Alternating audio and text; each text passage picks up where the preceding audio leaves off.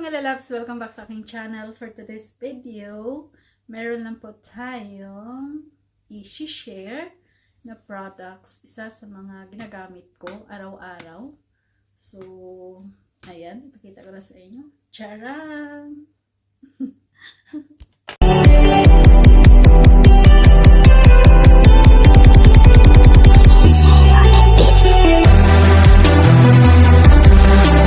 Hi mga lalabs! Ito na po yung i-share ko na items na ginagamit ko ngayon. So last time yung ginagamit ko, kung naalala nyo po, is Nivea lotion. So ngayon naman, kasi yung lagi ko nang ginagamit na Nivea out of stock nung pumunta kami sa market. So naghanap ako ng nung kapalit. So naghanap ako kasi naririnig ko yung Vaseline lotion is maganda. So itong Vaseline, ito yung napili ko. Marami po siyang marami pong iba-ibang kulay ng Vaseline.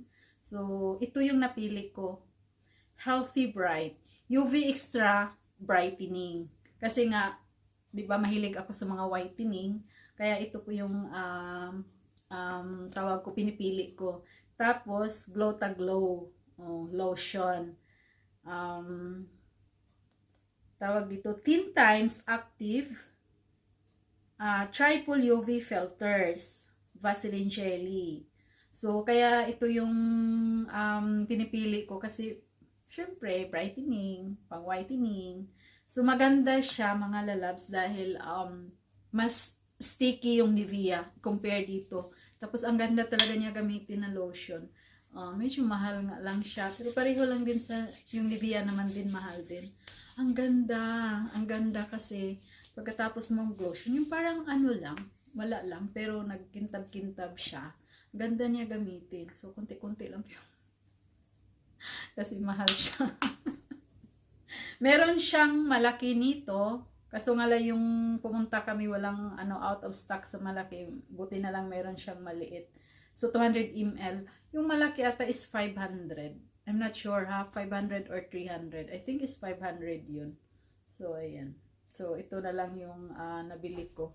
Kasi ang ganda niya. Ang ganda talaga niya. Promise. Try nyo yung Vaseline. Ito lang po yung na-try ko muna. Hindi pa ako basta pag tinatry ko kasi yung isang items na nagustuhan ko, ayoko nang mag-try sa iba.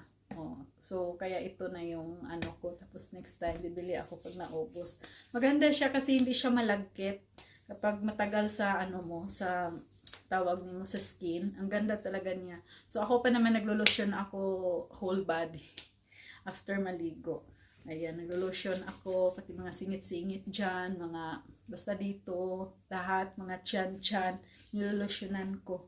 Kasi, syempre, para din maganda din kasi para hindi mag-dry skin, hindi din nagda-dry yung nyo, yung mga skin nyo sa kahit nakatago lang, pero nilolosyonan ko talaga.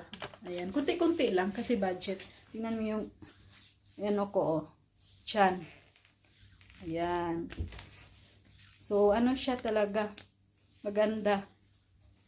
Diba? So, maganda siya kapag naka-lotion. Lang ako, naka-pajama ako ng pantulog na pajama. Dito ako sa kwarto ngayon kasi doon yung asawa ko nanood ng TV. So, dito ako nag-video para may pang tayo. So, para din, alam nyo din, maganda talaga siya as in.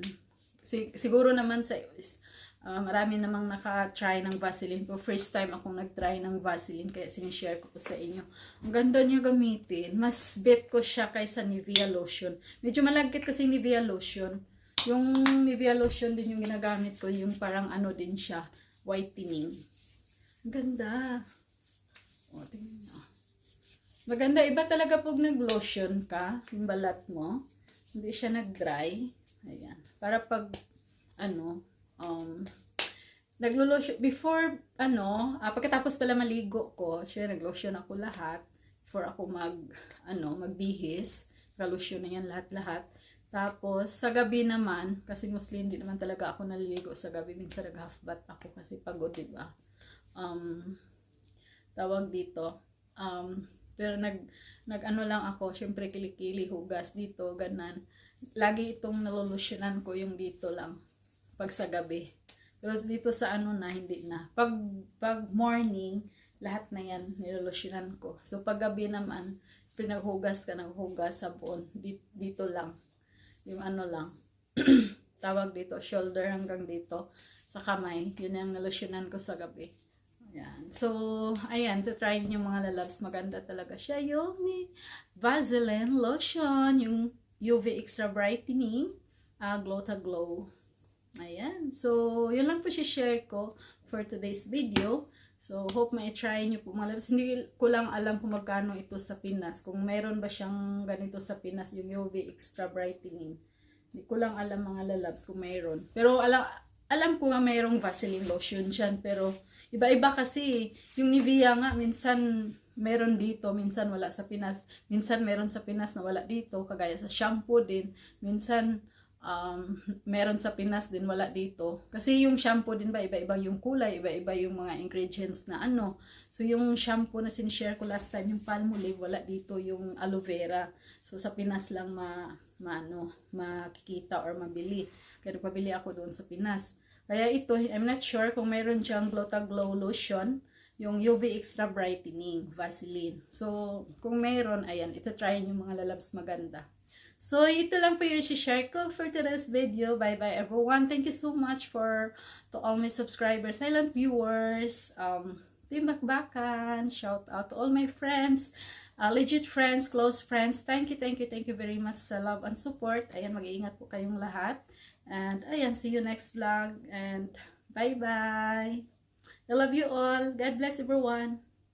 Bye. Try nyo. Maganda.